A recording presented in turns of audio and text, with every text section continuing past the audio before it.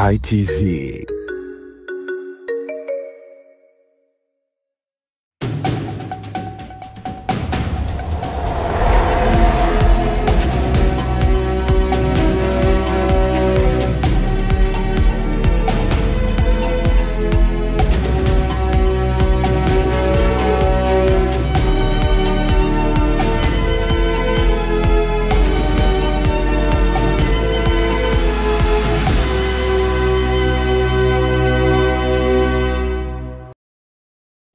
Naam, kutoka Dodoma, Tanzania. Ujambo na karibu sana katika ulimwengu habari kutoka hapa Sky TV. Miongoni mwa habari muhimu ambazo tunazo usiku huu ni pamoja na waziri mkuu mpya na naibu spika kujulikana kesho Novemba 13 bungeni. Katika habari za kimataifa, mtoto wa rais wa zamani wa Gabon wafungwa miaka 20 jela. Na katika michezo, Taifa Stars waondoka nchini kufuata Kuwait huko Misri. Naam, karibu jambo na popote pale ulipo, ungana nasi katika matangazo yetu katika ulimwengu wa habari kutoka hapa Sky TV. Mimi ni Maliango Mugeta. Spika wa Bunge la Jamhuri ya Muungano wa Tanzania, Musa Azan Zungu, amesema kuwa kesho Alhamisi Novemba 13, 2025, kikao cha 3 cha mkutano wa kwanza wa Bunge la 13 kitakuwa na kazi mbili muhimu ambazo moja ni kumchagua waziri mkuu na kumchagua naibu spika. Mindi Joseph ana taarifa zaidi. Ni kabla ya kuahirisha kikao cha pili cha mkutano wa kwanza wa bunge la 13 baada ya zoezi la wabunge kumaliza viapo vyao. Mheshimiwa Spika Zungu amewapongeza wabunge wote ambao wameshaapa na pia ameeleza shughuli zitakazofanyika kesho Novemba 13 wakati wa kikao cha 3 cha mkutano wa kwanza wa bunge la 13 kuwa ni kuthibitisha uteuzi wa waziri mkuu pamoja na uchaguzi wa naibu wa spika wa bunge. Mheshimiwa bunge, katika orodha yetu ya leo wote wamekamilika. Bado balozi ambaye yuko safarini na ataporudi atafanya utaratibu wa kuapishwa kwa mujibu wa sheria na kanuni zetu za bunge. Mheshimiwa bunge, nashukuru sana kwa kazi nzuri mliofanya. Tumemaliza vizuri wote. Sasa nyinyi mna hadhi ya kibunge kwa mujibu wa sheria.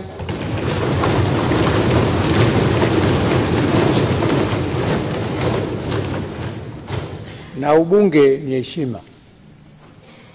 Jiheshimu mitaani, jiheshimu humu ndani, jiheshimu kwa wananchi wenu waliowaleta hapa. Kesho Alhamisi, kikao cha 3 cha mkutano wa kwanza wa bunge, kazi tukifanya kuthibitisha uteuzi wa waziri mkuu,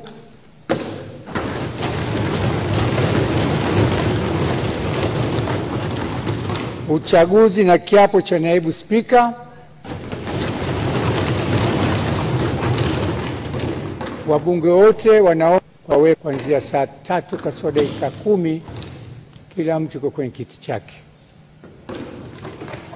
Naomba sana tuzingatie muda na idadi ya kukamilisha zoezi la kesho.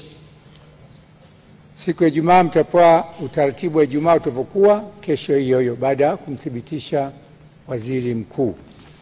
Mindi Joseph, Sky TV. Naam, ni taarifa hiyo ambayo imetolewa na spika wa bunge Jamhuri ya Muungano wa Tanzania, Mheshimiwa Musa Azan Zungu, kuhusu siku ya kesho na kazi mbili muhimu ambazo zinatarajiwa kuweza kufanyika: kujua waziri mkuu na naibu spika.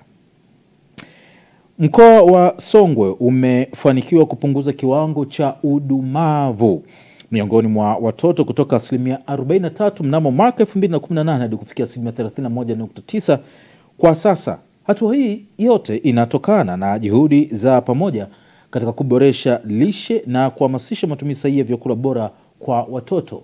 John Kiango ana taarifa ifuatayo. Akizungumza katika kikao cha tathmini ya utekelezaji wa afuo za lishe ngazi ya mkoa, mkuu wa mkoa wa Songwe Jabir Makame amesema kuwa licha kupungua kwa kiwango hicho, bado hali hiyo haijaridhisha kikamilifu, kwani wapo watoto wanaoendelea kukabiliwa na changamoto ya udumavu. Lakini kwa upande wa mkoa wetu wa Songwe tumeweza kupunguza kiwango cha udumavu kutoka 43% mpaka 30%. 41.9 mwaka 2022. Asilimia 43.3 ilikuwa ni mwaka 2018. Kufikia mwaka 2022 kiwango cha udumavu ikafikia asilimia 31.9. Lakini matokeo haya sio ya kujivunia. Bado tuna safari ndefu sana, kwa sababu hii asilimia 31.9 manake bado tunao watoto wengi sana katika mkoa wetu wa Songwe ambao bado wanakabiliwa na changamoto ya udumavu pamoja na masuala mengine ya changamoto za lishe. Kikao hicho kiliwakutanisha wadau mbalimbali kutoka sekta za umma, sekta binafsi na viongozi wa dini kwa lengo la kutathmini utekelezaji wa vigezo na mikakati ya lishe katika ngazi ya mkoa. Watoto wengi wenye changamoto ya udumavu. Tafsiri yake manake tunatengeneza kizazi ambacho hakitakuwa na uwezo wa kuweza kukabiliana na changamoto ambazo zinakabili taifa. Hata sisi katika jamii tunapotokea, unaweza ukaona kuna watoto wengine wanafanya vizuri sana darasani, wana uwezo mkubwa, mwalimu akifundisha kidogo mtoto ameelewa. Lakini kuna wengine mwalimu hata akafundisha masaa 6, mwalimu ataondoka darasani lakini mtoto bado hajaelewa nini ambacho kinachofundishwa. Huko nyumbani mtoto wako unamtuma akakuchukulie kisu, anatoka na bakuli. Uelewa wake manake ni mdogo mno, mpaka aje kukuelewa inachukua muda. Aidha, Alasi Makame alisisitiza kuwa serikali itaendelea kuhakikisha afuo za lishe zinatekelezwa kikamilifu ili kufika malengo ya kupunguza udumavu zaidi katika mkoa. Ajenda ya lishe ni ajenda ambayo ya kipaumbele kwa rais wetu wa Jamhuri ya Muungano wa Tanzania. Aliamua kuchukua hatua za maksudi za kusimamia swala zima la utekelezaji wa afua za lishe, na akaamua kwa maksudi kuweza kuingia mikataba na wakuu wa mikoa. Lengo la kuweza kuingia mikataba manake ni kuonesha commitment ya hali ya juu katika utekelezaji wa swala zima la afua za lishe ili kuweza kukabiliana na changamoto zinazotokana na lishe. Na hii yote ni kwa sababu swala la lishe ndio msingi wa kuweza kujenga kizazi chenye afya. Nikiripoti kutoka mkoani Songwe, mimi John Kiango, Sky TV. Asante John Kiango kwa taarifa hiyo kutoka mkoa wa Songwe. Wito umetolewa kwa wananchi kwa kuipenda nchi yao na kushirikiana na viongozi walioko madarakani ili kuenzi amani pamoja na mshikamano uliopo hapa nchini. Akizungumza na ulimwengu wa habari kutoka Sky TV, mjumbe wa kamati kuu ya Chama cha Mapinduzi CCM, Comrade Engineer Nasli Al-Juma amesema kuwa kwa kutumia R4 ya Rais Samia Suluhu Hassan pamoja na wananchi kutoa ushirikiano kwa mapendekezo yaliyofikiwa baada ya viongozi wetu kukaa pamoja kutetea mafanikio makubwa. Hii ni taarifa zaidi. Kwanza namshukuru sana Mheshimiwa Rais wa Jamhuri ya Muungano wa Tanzania na ambaye ndio mwenyekiti wa chama chetu kwa kuweza kuleta hii fuara. Mimi kama ni mjumbe wa kamati kuu nasema hili kwamba ndio chombo pekee ambacho kinaweza kwa sasa hivi kutokana na hali ya kisiasa ilivyo, tuko tayari kama mwenyekiti wetu kwamba yeye yuko tayari kukaa nao na kuzungumza nao, na kama kuna mambo ambayo yanataka kurekebishwa au kunini, basi ni vyema tukakaa nao na tukajua tunafanyaje na kuelekea wapi ili kuleta amani katika nchi yetu. Wale viongozi ambao wanabakia wa kile chama cha ACT na kwa Chama cha Mapinduzi na viongozi wengine nikiwemo hata mimi, ni kulikubali kwa nia thabiti kabisa kwa ndani ya moyo wetu kwamba hili jambo la fuara ni zuri, lakini pia na wananchi wenyewe walikubali, walipokea vizuri, waridhike nalo kwamba viongozi wetu wamecreate jambo hili kwa misingi ambayo ya kutaka nchi yetu kuendelea, iwe na usalama, iwe na amani, iwe na furaha muda wote, watu wote wawe wamoja. Kwa hivyo wananchi wenyewe na walipokea na kulikubali kwa dhati. Ndio jambo la muhimu ya fuara. Kwa sababu kama viongozi wamekubaliana alafu wananchi wanakuwa wanabeza au halikubali, hiyo kidogo inaleta problem. Naam, ni wito ambao umeweza kutolewa na mjumbe wa kamati kuu Comrade Engineer Nasli Al-Juma kuhusu namna ya umoja na ushirikiano. Mtazamaji, kumbuka unatazama Ulimwengu wa Habari kutoka hapa Sky TV, na miongoni mwa habari ambayo tunayo usiku huu ni pamoja na wananchi katika jiji la Dodoma wajitokeza kwa wingi kupima magonjwa yasiyoambukiza. Karibu kama ndio kwanza jiunga nasi katika Ulimwengu wa Habari, mimi ni Maliango Mugeta. Upimaji wa magonjwa yasiyoambukiza umeanza kufanyika leo jijini Dodoma na ukiratibiwa na shirika la Coffin kwa ushirikiano wa karibu kabisa na Wizara ya Afya hapa nchini. Taarifa zaidi na Ibrahim Jamal. Hayo yamebainishwa na mratibu wa zoezi hilo Josephine Kingi kutoka shirika la Coffin na kuhimiza Watanzania kujitokeza kwa wingi kupima ili kutambua afya zao hata kama sio wagonjwa, kwani matibabu hayo yanatolewa bila gharama yoyote. Ninaitwa Josephine Kingi, mimi ni mratibu wa mradi unaoitwa Dr. Lee Jong-Wook Fellowship Program, ambayo ni mradi unaopeleka wataalamu wa afya Korea Kusini kwa ajili ya mafunzo ya kuongeza ujuzi.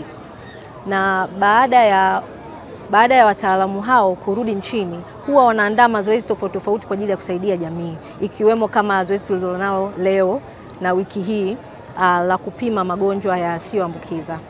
Mwaka huu tukalileta Dodoma kwa sababu ni moja kati ya majiji makubwa Tanzania, na kwa wiki hii tutakuwepo kuanzia siku ya leo mpaka Ijumaa tarehe 12 mpaka tarehe 14. Na ninaweza kusema zoezi hili linaleta manufaa makubwa sana kwenye jamii yetu, kwa sababu hata kama hautogundulika una matatizo au una athari ya magonjwa yasiyokuwa yameambukizwa, lakini angalau utapima na kujua afya yako na kujua nini upunguze, nini uongeze, lakini pia unapata ushauri wa kitaalamu ukiwa hapa tofauti, ikiwemo lishe, ikiwemo shinikizo la damu, kisukari na magonjwa mengine mengi ambayo utahitaji msaada nao. Naye daktari bingwa wa magonjwa yasiyoambukiza Dr. Misana Yango amebainisha kuwa mwaka huu lengo ni kuhamasisha jamii kuchukua hatua ili kudhibiti magonjwa hayo.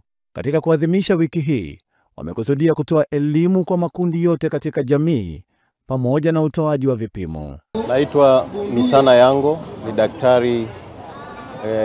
daktari bingwa wa magonjwa ya ndani na mratibu wa magonjwa yasiyoambukiza mkoa wa Dodoma.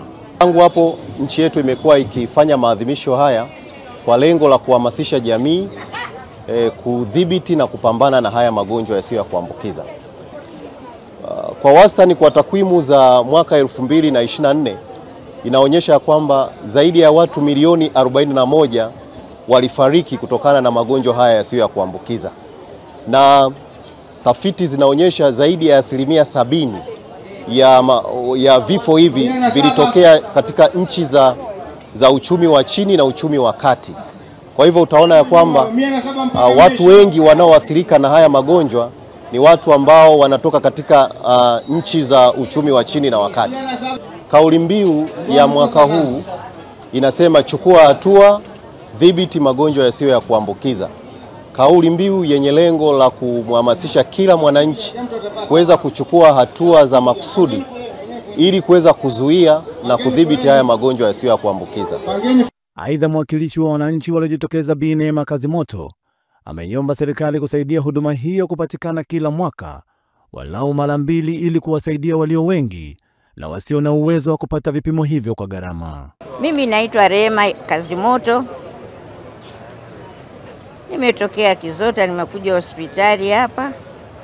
Nashukuru, huduma ni nzuri, haina tatizo, na bado naendelea matibabu.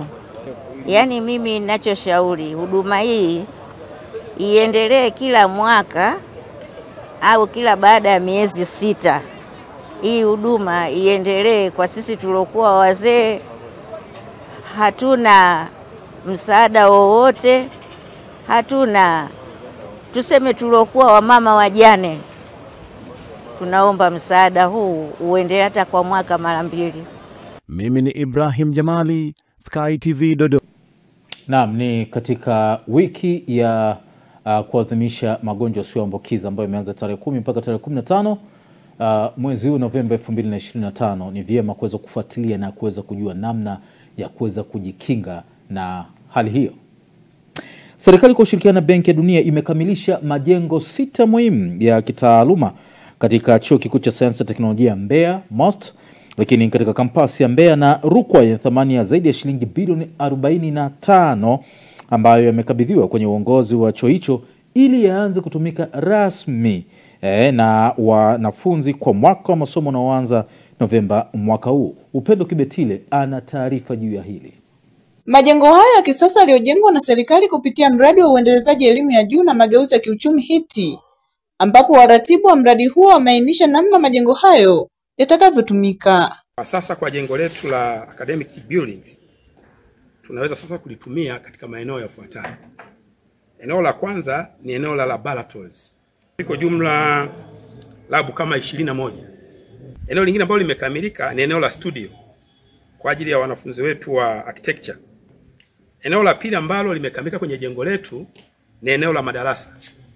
Mradi wa ujenzi wa miundombinu katika kampasi ya Rukwa umegharimu kiasi cha shilingi bilioni 15.6, wakati kwa upande wa kampasi ya Mbeya mradi umegharimu kiasi cha shilingi bilioni 30.7. Mradi unatarajiwa kuanza kutumika kuanzia mwaka wa masomo 2025-26. Hivyo maana yake wanafunzi watakapoingia mwezi huu Novemba wataanza kuyatumia majengo haya. Naibu Katibu Mkuu wa Chuo cha Sayansi na Teknolojia Mbeya anayeshughulikia taaluma, utafiti na ushauri elekezi, Profesa Said Ali Vuai, anaeleza namna majengo hayo yatakavyokwenda kuwasaidia. Tunategemea kwa mwaka unaokuja wa masomo tutamove kutoka mitaala ambayo tulikuwa tunaiofa kama 59 tutakwenda kwenye 82 takriban. Lakini pia tunategemea kwamba idadi ya wanafunzi itaongezeka significant kutoka kwenye takriban 12,847 na target yetu ni kufika 15,000. Kwa upande wake, makamu mkuu wa chuo cha MUST Profesa Alois Mvuma amesema majengo haya yatakwenda kupunguza changamoto walizokuwa wanapitia, kwani yana uwezo wa kuchukua wanafunzi wengi kwa wakati mmoja. Tumekuwa na changamoto mbalimbali ambazo tumekuwa tukutana nazo hapo nyuma. Mojawapo ilikuwa ni changamoto ya miundombinu ya kisasa. Sasa leo tunaona hiyo changamoto inatatuliwa kwa kiasi kikubwa tunaposhuhudia makabidhiano ya hili jengo kubwa la kitaaluma, jengo la kisasa kabisa, ambalo lina uwezo kuchukua wanafunzi takriban 3,500 kama sijakosea kwa wakati mmoja. Kwa maana kama ukiwa na sessions 3 kwa siku, nazungumzia habari ya wanafunzi 10,000 wanaweza kaongezeka katika chuo chetu. Kwa hiyo ni furaha kubwa kwa chuo chetu kwa sababu tumepewa uwezo sasa kuendelea kutekeleza majukumu yetu ya kuweza kutoa mafunzo ya kuweza kuongeza wataalamu wa sayansi, teknolojia na uhandisi katika nchi yetu ya Tanzania. Nikiripoti kutoka mkoani Mbeya, Upendo Kibetile, Sky TV. Asante Upendo Kibetile toka jijini Mbeya kwa taarifa hiyo, na yetu matumaini kwamba majengo hayo yatatumika vizuri zaidi kwa lengo kusudiwa na si vinginevyo. Wanawake wamehimizwa kuhudhuria katika vipimo vya saratani ya shingo ya kizazi mara kwa mara ili kupunguza na kuanza kuchunguza na kuanza matibabu yao mapema haraka iwezekanavyo. Zinan ana taarifa ifuatayo. Dr. Mary Nimuneshi na Rinos Michael ni madaktari kutoka hospitali ya rufaa ya mkoa wa Dodoma kutoka kitengo cha mama na mtoto. Katika mahojiano na Sky TV wamesema ugonjwa wa saratani unatibika endapo mgonjwa akiwahi hospitali. Kwanza kabisa tunajua kwamba hiyo limekuwa ni janga kubwa la jamii yetu, kwa kuwa wanawake wanakuja katika hospitali wakiwa na tayari na hali mbaya. Kwa kuwa jinsi tunavyojua kwamba ni ugonjwa ambao kwa mwanzoni unakuwa ni hauna dalili mpaka pale ambapo usipokuwa unajiangalia mara kwa mara unakuja pale hospitalini ukiwa tayari dalili ni mbaya. Sasa saratani ya shingo ya uzazi inasababishwa na kirusi kinachoitwa human papilloma virus au kwa kifupi tukakiita kama HPV, ambacho kirusi hicho tunakuwa tunakipata kwa kufanya kwanza kabisa ngono zembe, ambayo hii inachangiwa, yawezekana wewe mwanamke una mwenza ambaye mwenza ana zaidi ya wenza mmoja, yani kumaanisha kwamba mwanaume ana wanawake zaidi ya mmoja, au wewe mwanamke una mwanaume zaidi ya mmoja. Elimu ya kwanza naitoa kwamba kwa mwanamke kuanzia miaka 35 kuanzia miaka 30 kuendelea inabidi ufike hospitalini kwa ajili ya check-up. Na kwa mwanamke kuanzia miaka 30 kuendelea at least ukiweza kufika hospitalini kila mwaka mara moja au baada ya miaka miwili au baada ya miaka mitatu ukifika mara moja. Lakini pia tujitahidi kwa binti zetu wale wadogo kuanzia miaka 13 mpaka 15 kupatiwa chanjo ile ambayo inamkinga na HPV virus baadaye. Lakini pia kuwahamasisha wale binti zetu wadogo kutokuanza kujamiana katika umri mdogo, kwa sababu tunajua hiyo ni kichochezi kikubwa. Pale ambapo anaanza kujamiana katika umri mdogo ndipo unakuta anakuwa na chance ya kumbeba ile HPV virus mwilini na kumfanya ile virus amee kwenye mwili wake, na mpaka anapofikisha miaka 30 na kuendelea unakuta tayari anaanza kuonyesha na hizo anaanza kuzimanifest hizo dalili za saratani za shingo ya kizazi. Kuhusu nini jamii ifanye kuepukana na hii changamoto ya saratani ya mlango wa kizazi au shingo ya kizazi, cha kwanza ni kuepuka mapenzi katika umri mdogo, lakini pia kuwa waaminifu kwenye mahusiano yetu, siwe na mtu zaidi ya mmoja. Cha tatu, kushiriki matibabu mapema na kwa wakati unapogundua changamoto kwenye sehemu za ukeni. Lakini sisi upande wetu kama wanaume ni kuwa waaminifu kwa wapenzi wetu, lakini pili kujenga jamii au mahusiano ambayo ni shirikishi na wazi, ili tuweze kusaidia anapotokea changamoto mwenzangu awe wazi kuniambia mimi changamoto yake na nichukue kama ya kwangu, pia nimsaidie afike hospitalini apate matibabu kwa wakati, tujenge jamii ambayo ni salama na tuepukane na hii changamoto ya saratani ya mlango wa kizazi. Imani potofu ipo, lakini ni kwa uchache, sio kwa wingi. Shida kubwa iliyopo ni imani za kijamii ambazo tuko nazo, kwamba mimi nikimshika changamoto yangu mwanaume ataonekana nitoka nje ya ndoa, nitoka kwenye mahusiano yetu na nikawa na wapenzi wengine tofauti na yeye. Kwa ana tabia kuikumbatia changamoto, anakaa nao kwa kificho, na hiyo inapelekea ugonjwa kukua, na anapokuja kufanya maamuzi ya kuja hospitalini kwa ajili ya kupata huduma inakuwa ni katika hatua za kuchelewa. Ugonjwa ushakuwa umekomaa, umeenda kwenye hatua mbali zaidi, na hivyo matibabu yake ni magumu. Wengine kushia kupata matibabu ambayo tunasaidia kupunguzia maumivu, lakini hatuwezi kuatibu changamoto yao katika hatua hiyo. Ugonjwa unatibika kulingana na hatua ambayo upo. Hatua za awali ugonjwa unatibika, unaweza kufanya upasuaji au kufanya augmented cryotherapy, kufreeze zile seli pale kwenye saratani ya shingo ya kizazi, halafu baadaye mgonjwa anakuwa amekaa vizuri, amepona. Kwenye hatua za zaidi sasa kulingana na ugonjwa umefika hatua gani, kwa sababu kama tunafahamu saratani inavyokuwa inakuwa inashambulia sehemu za karibu na ile kuanzia. Kuna kushambulia sehemu ya mkojo, kashambulia sehemu ya haja kubwa. Sasa ikishafika kwenye hatua hizo tena ugonjwa unakuwa tunaita palliation. Tunatibu zile dalili ambazo zipo kusaidia kuongezea umri wa kuishi, lakini pia usiishi katika maumivu makali. Zaidi ya 95% ya visa vya saratani ya shingo ya kizazi vinatokana na virusi vya human papilloma virus HPV. Ni maambukizi ya zinaa yanayoenea kwa kasi duniani kote. Zinazire Mswima, Sky TV, Dodoma. Naam, asante Zinazire Msimwa kwa taarifa hiyo. Wananchi katika mkoa wa Dodoma wameonyesha dhamira ya dhati ya kupambana na ongezeko la magonjwa kama kisukari, shinikizo la damu, saratani pamoja na magonjwa moyo ambayo kwa sasa yanatajwa kwa miongoni mwa vyanzo vikuu vya vifo hapa nchini. Sofia Daudi anayo taarifa kuhusu hili.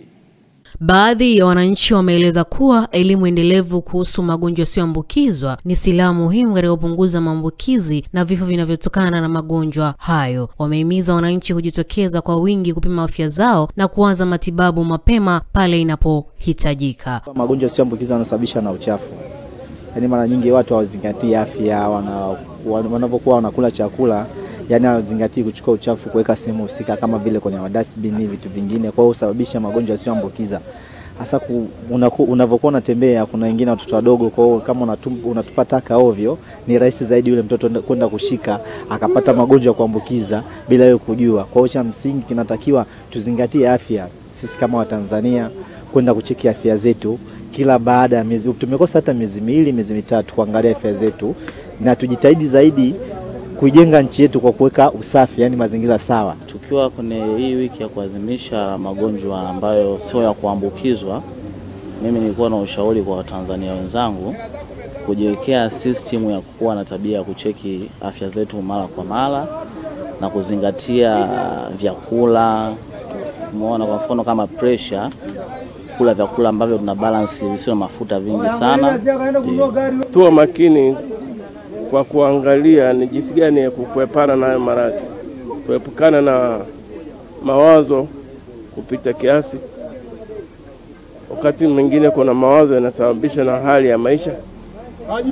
Ni tujitahidi kupotezea yale mawazo kwa muda, kuyafikiria kwa muda mrefu. Haya hasa ndo nashauri kwa Tanzania tuwe makini kuepukana na hayo maradhi ambayo sio ya kuambukiza. Yanakuwa yanatokea ndani ya mwili wetu. Sisi wenyewe kufuatana na hali ya maisha yetu ndo tunasababisha maradhi haya. Asante mimi kwako. Wiki ya magonjwa yasiyoambukizwa imekuwa jukwaa muhimu la kutoa elimu, kufanya vipimo vya bure na kuhimiza wananchi kujali afya zao, huku serikali ikiendelea kuboresha huduma za uchunguzi na matibabu katika ngazi zote za afya nchini. Na maadhimisho hayo yameanza Novemba 10 yakiwa na kauli mbiu inayosisitiza umuhimu wa kuzuia kuliko kutibu. Sofia Daudi, Sky TV. Naam, asante Sofia Daudi kwa taarifa hiyo ambayo ndio inatufikisha tamati katika habari za kitaifa, na kutoa nafasi ya mapumziko mafupi na kisha kuweza kujiunga naye Godliness Gaspar katika habari za biashara na uchumi. Endelea.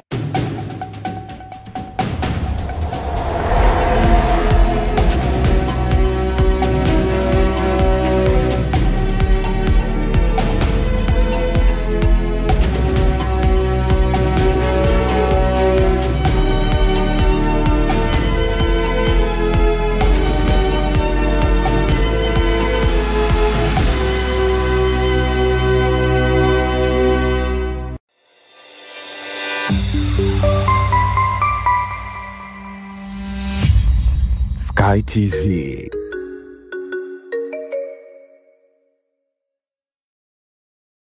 Habari, jina langu ni Sarah kutoka ya ZIC. Kazi yangu ni kukuongoza katika kufanya maamuzi sahihi ya kujikinga wewe na mali yako dhidi ya majanga yasiyotarajiwa kwa kupata bima kutoka ZIC. Je, unaifahamu ZIC? ZIC ni shirika la bima lililoanzishwa mwaka 1969 kutoa huduma za bima kwa wananchi, taasisi za umma na binafsi kwa lengo la kulinda uchumi wa watu binafsi na nchi yetu kwa ujumla. Lengo letu ni kuwa kampuni ya bima inayoaminika na wateja na kutambulika kote Afrika Mashariki. Dhamira yetu ni kulinda na kuwawezesha wateja wetu kwa kuwapa huduma bora na za kuaminika. Baada ya utangulizi wangu, je, ungependa kujua kuhusu huduma zetu? ZIC tunatoa huduma za bima za mali na ajali, na kati ya hizi ni bima ya magari, bima ya wizi, bima ya moto, bima ya mizigo. Je, unazijua branchi zetu? Kuhakikisha tunawafikia wateja wetu nchi nzima, tunatoa huduma zetu kupitia ofisi zetu kuu zilizopo mtaa wa Mpirani pamoja na matawi yetu yafuatayo: Amani, Marhubi, Chake Chake, Dar es Salaam, Dodoma, Mwanza, Kahama, Arusha, Tanga, Mbeya na Mtwara. Unajua ni njia gani tunazotumia kuwapa wateja wetu huduma? Tunatoa huduma kupitia ofisi zetu, kupitia mawakala na madalali wa bima waliosajiliwa na Mamlaka ya Bima Tanzania, kupitia mawakala wa Bank Assurance, na pia kupitia mitandao ya simu kupitia Voda Bima na Mix by Yas. Karibu ufurahie huduma zetu kwa masaa 24. Tunakujali. Sky TV inakukaribisha mfanyabiashara, mjasiriamali, taasisi na mashirika mbalimbali kutangaza biashara yako kwa gharama nafuu. Sky TV itafurahi kuwa sehemu ya kufanikisha ndoto yako ya kukua kibiashara. Karibu utangaze nasi ili kuwafikia wateja wengi kutoka maeneo mbalimbali ndani na nje ya nchi. Kwa maelezo zaidi, wasiliana na mkuu wa kitengo cha masoko kupitia simu namba 0673 33 61 99 au 0794 96 3336. Wakati wa kukua kibiashara, taasisi au shirika lako ni sasa. Changamkia fursa hii. Sky TV, above the limit.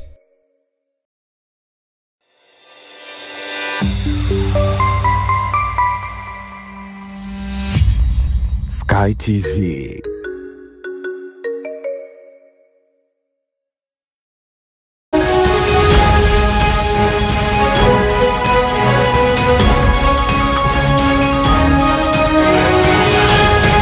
Biashara na uchumi.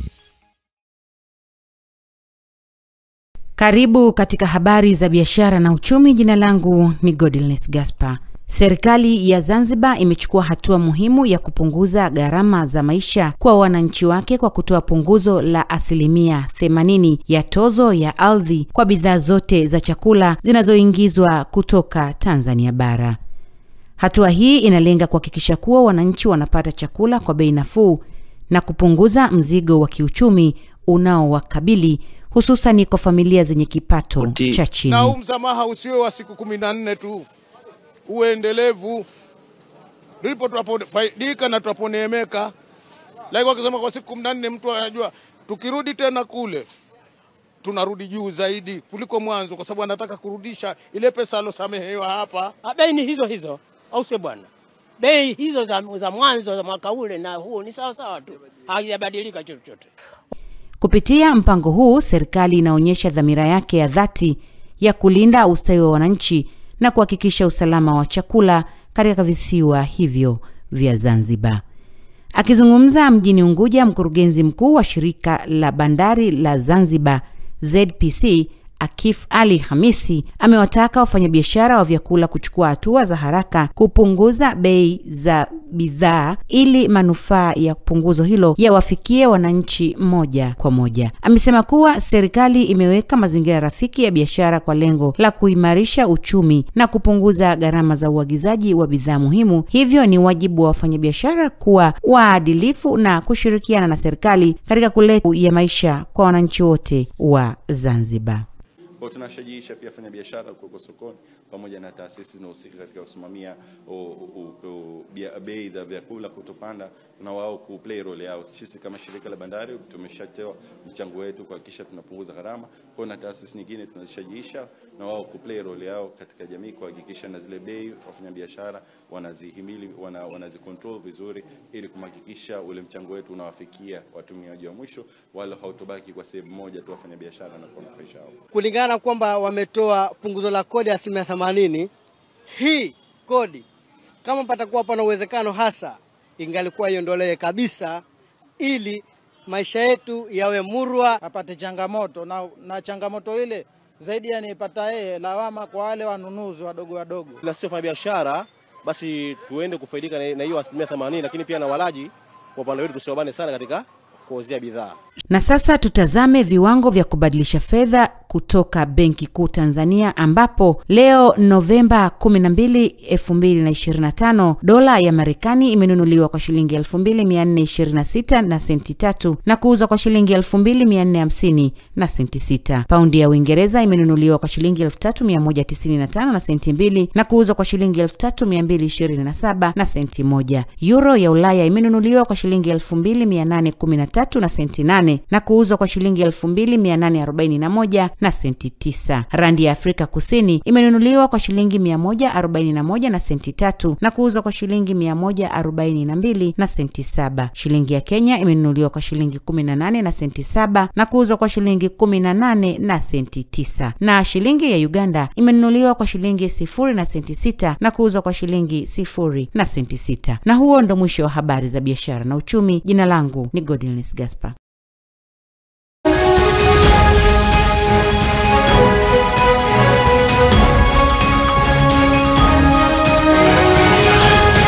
Biashara na uchumi.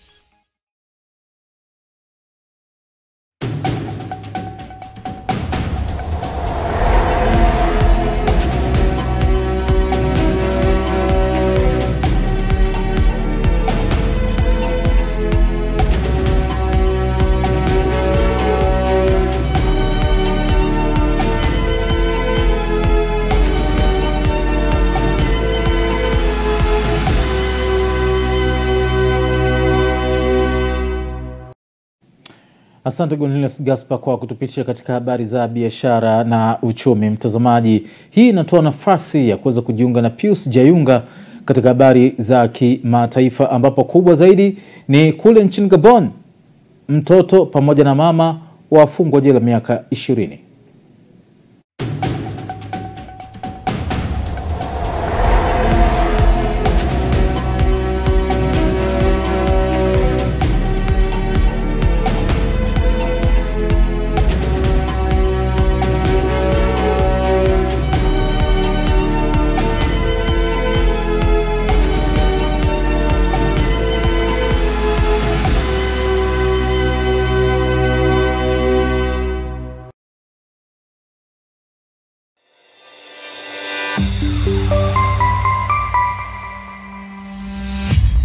Sky TV.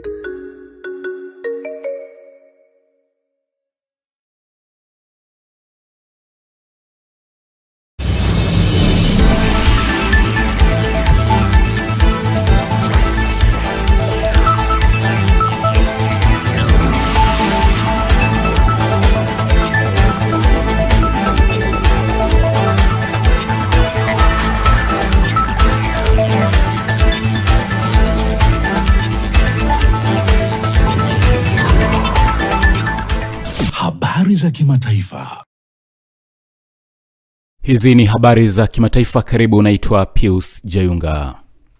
Mahakama moja nchini Gabon imewahukumu kifungo cha miaka 20 mke na mtoto wa kiume wa aliyekuwa rais wa nchi hiyo aliyepinduliwa mwaka 2023 Ali Bongo.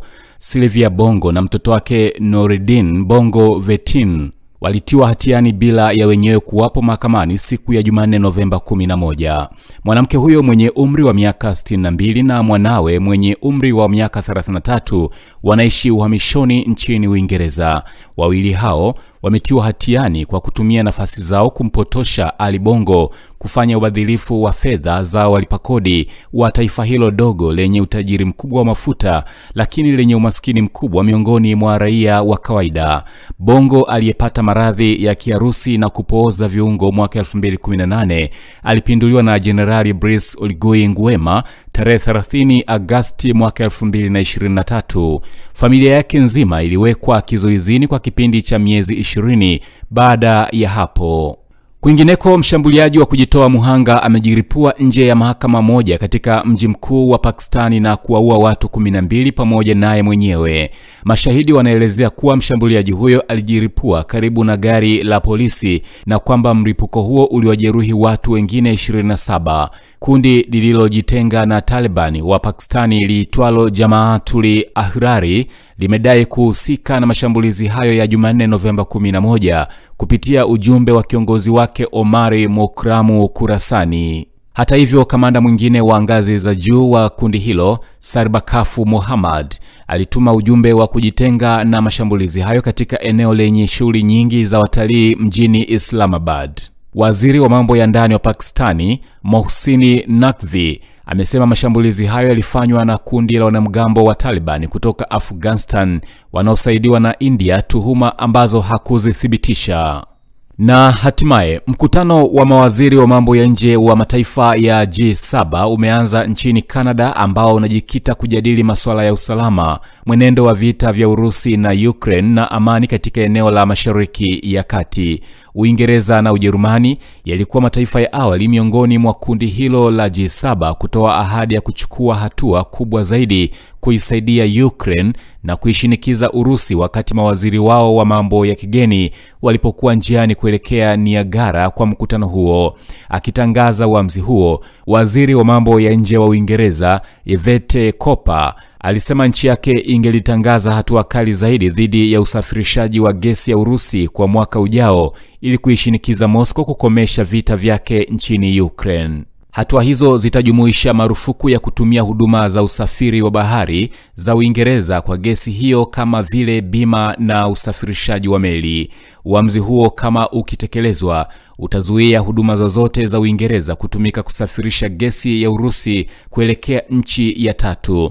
Tayari Uingereza yenyewe ilishapiga marufuku kuingiza gesi ya Urusi tangu mwaka 2023. Waziri huyo wa mambo ya kigeni alitangaza pia kwamba nchi yake itatoa msaada mwingine wa pauni milioni 13 kwa ajili ya kukarabati miundombinu ya nishati ya Ukraine wakati huu majira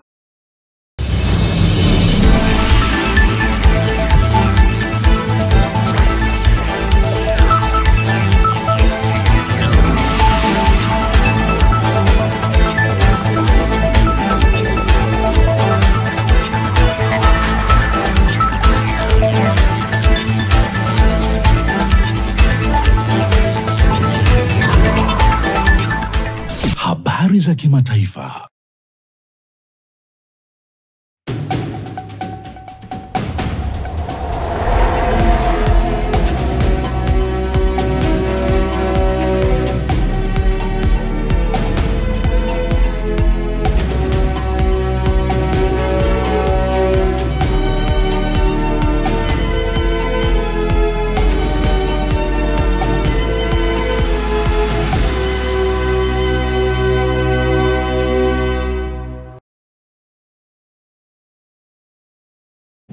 Naam, ndivyo ambavyo anakamilisha habari za kimataifa Pius Jayunga, na sasa tunaenda kuungana naye Lai Saidi katika michezo na burudani kujua kile kinachoendelea katika viwanja mbalimbali vya ndani na vya nje.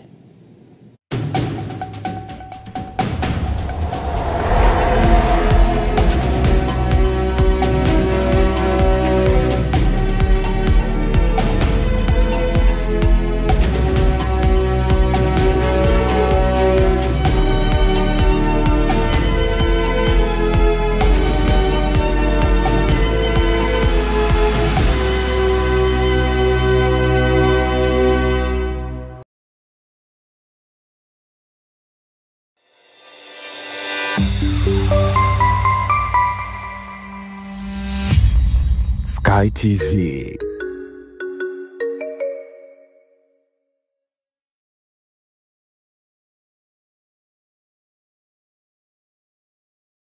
Sky TV inakukaribisha mfanyabiashara, mjasiriamali, taasisi na mashirika mbalimbali kutangaza biashara yako kwa gharama nafuu. Sky TV itafurahi kuwa sehemu ya kufanikisha ndoto yako ya kukua kibiashara. Karibu utangaze nasi ili kuwafikia wateja wengi kutoka maeneo mbalimbali ndani na nje ya nchi. Kwa maelezo zaidi, wasiliana na mkuu wa kitengo cha masoko kupitia simu namba 0673 33 61 99 au 0794 96 3336. Wakati wa kukua kibiashara, taasisi au shirika lako ni sasa. Changamkia fursa hii.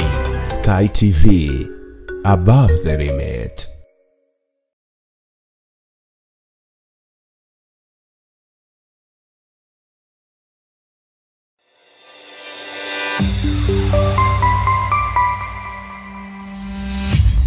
Sky TV.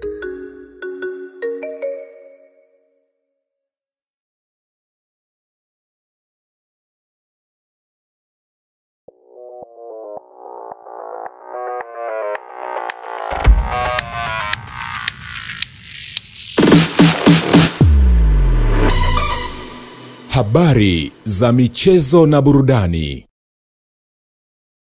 Michezo na burudani inaletwa kwenu na ZIC.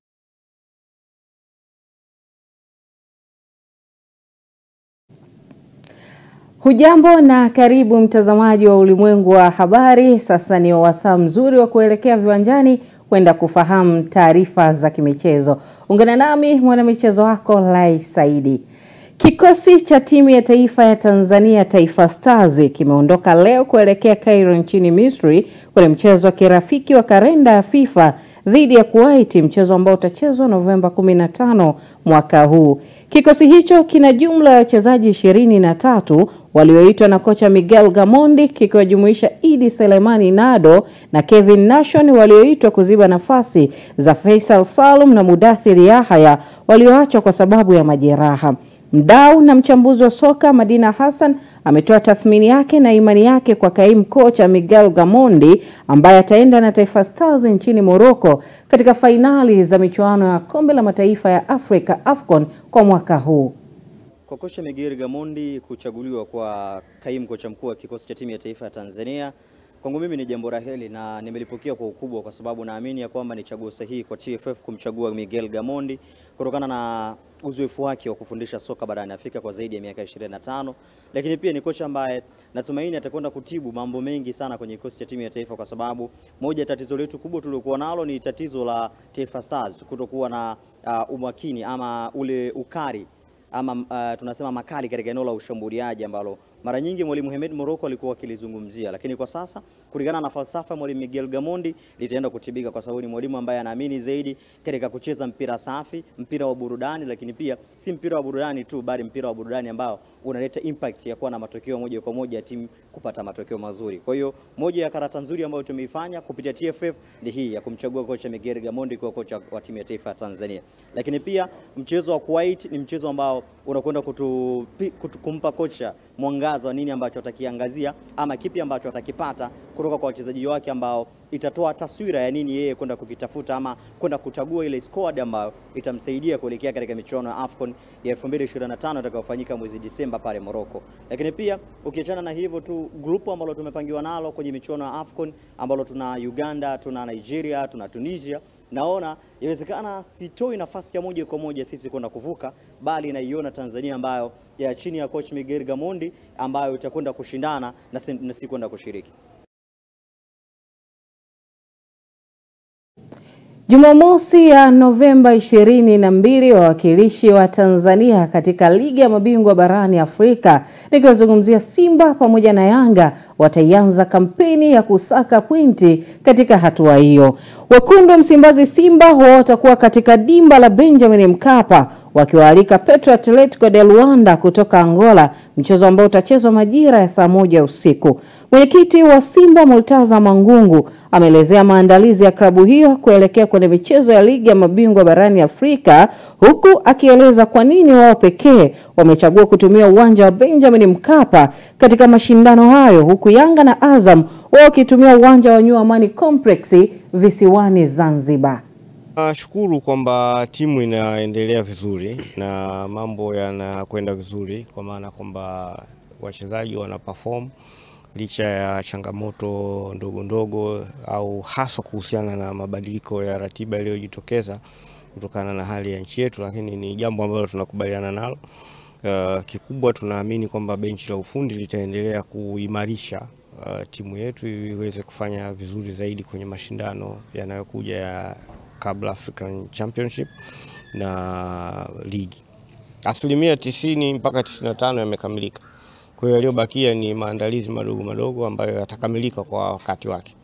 Malengo yetu sisi hapo kama yalivyopangwa, na sisi hatuwezi wao wameamua hivyo kulingana na wao wanavyojisikia. Sisi washabiki wetu wametaka timu ibaki hapa na serikali imetukubalia tumebaki hapa na tunaendelea. Kwa hiyo hayo ni ya kwa wao, siwezi kuyajadili.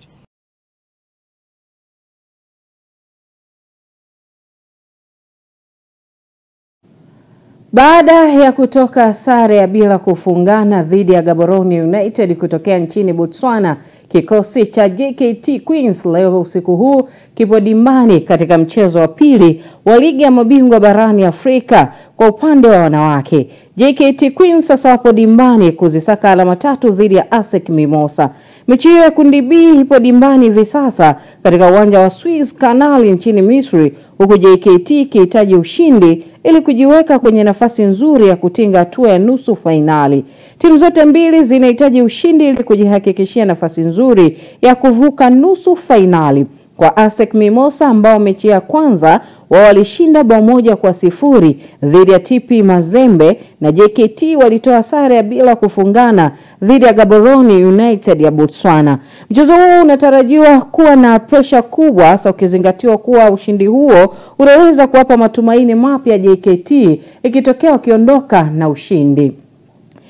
Kimataifa, nahodha wa timu ya taifa ya Ureno pamoja na klabu ya Al Nassr Cristiano Ronaldo amethibitisha kuwa michuano ya kombe la dunia la FIFA kwa mwaka 2026 itakuwa ni mwisho kwenye maisha yake ya soka, huku akifichua kuwa na mpango wa kustaafu soka rasmi ndani ya miaka 2 ijayo.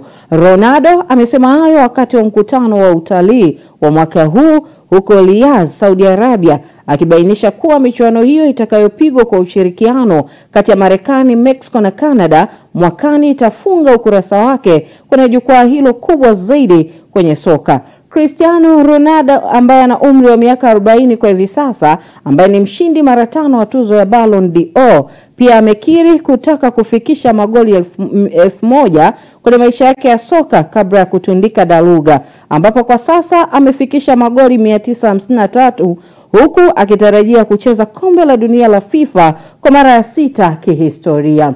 Kwingineko ni kuhusiana na nyota wa klabu ya Arsenal the Gunners, Bukayo Saka amewalipua wakosoaji wa klabu hiyo kwa kubadilisha maoni yao haraka kuhusu nafasi ya timu hiyo kwenye mbio za ubingwa wa ligi kuu ya soka nchini Uingereza maarufu EPL. Arsenal chini ya Mikel Arteta wako kileleni mwa msimamo wakiwa na pengo la pointi 4 baada ya kucheza michezo 11 wakisaka taji lao la kwanza toka mwaka 2004. Saka amesema watu hubadilisha mawazo kama hali ya hewa na kusisitiza kwamba jambo muhimu ni umoja na imani ndani ya kikosi cha Arsenal, si maneno kutoka nje. Maneno hayo yanaonyesha ni kiasi gani Bukayo Saka ana imani na kikosi chake cha Arsenal kuhusu kubeba taji la ligi kuu ya Uingereza kwa mwaka huu. Tamati ya habari za michezo na burudani, Mariango Mugeta yupo tayari kukamilisha ulimwengu wa habari.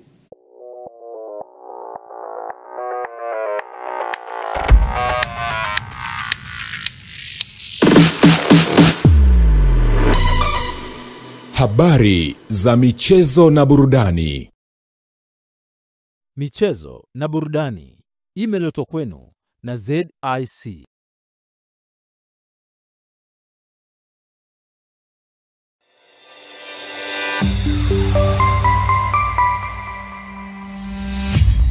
Sky TV.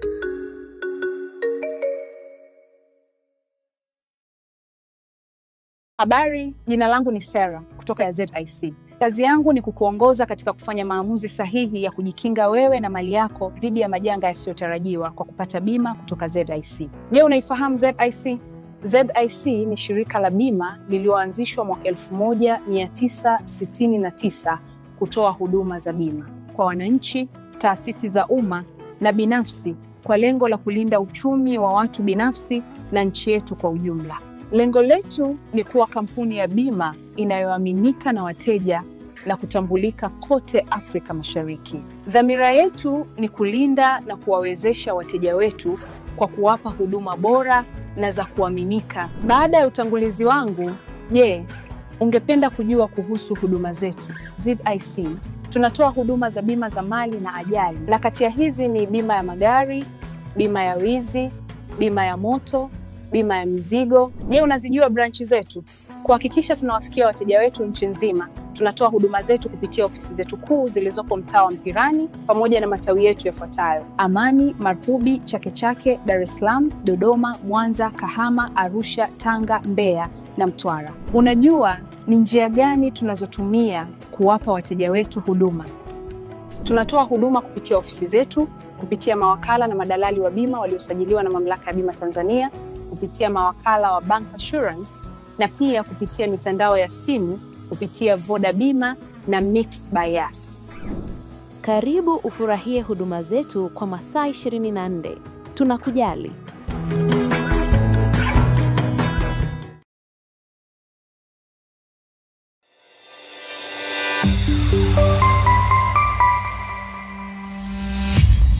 Sky TV.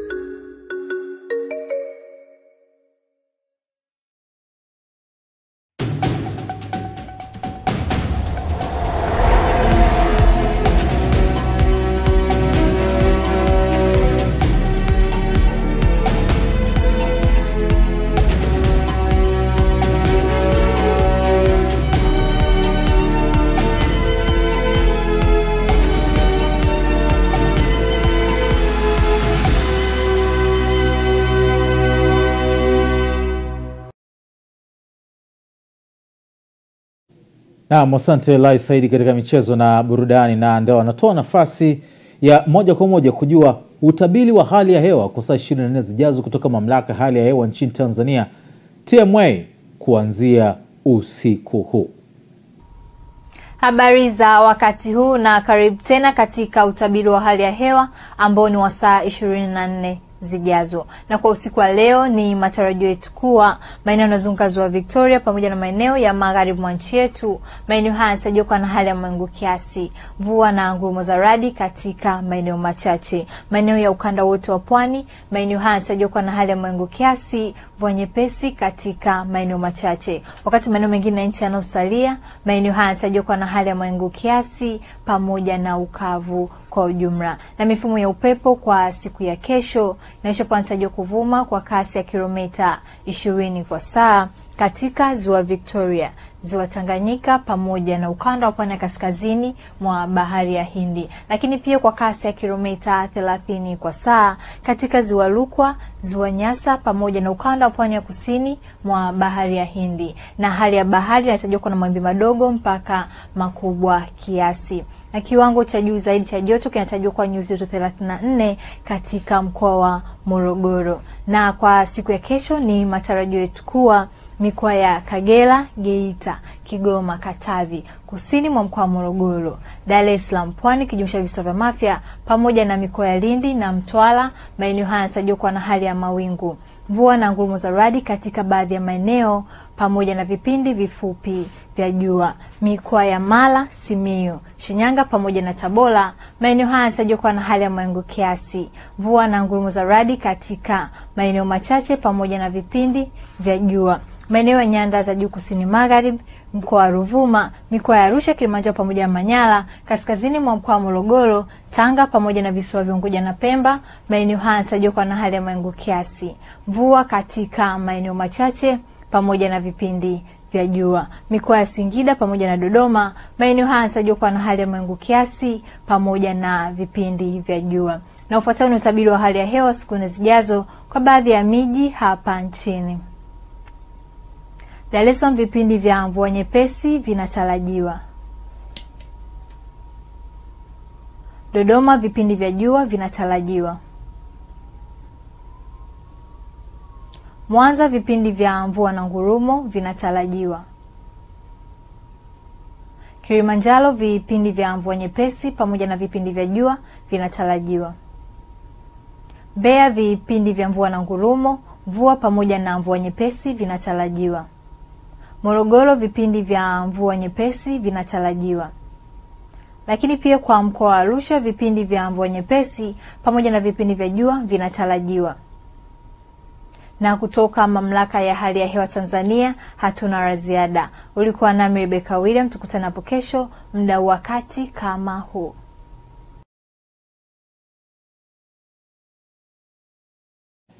Na utabiri wa hewa kutoka Mamlaka ya Hali ya Hewa nchini Tanzania TMA ndio natupa nafasi ya kukaribia kukamilisha ulimwengu wa habari, lakini nikukumbushe taarifa muhimu ambazo tunazo usiku wa leo. Ni pamoja na waziri mkuu mpya pamoja na naibu spika kujulikana kesho Novemba 13 bungeni.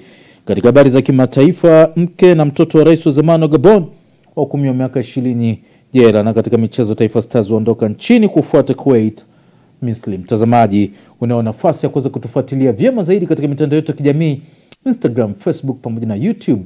Andika Sky International TV. Kwa niaba ya wote waliohusika katika maandalizi ya ulimwengu wa habari, mimi ni Maliango Mugeta. Endelea kutazama Sky TV.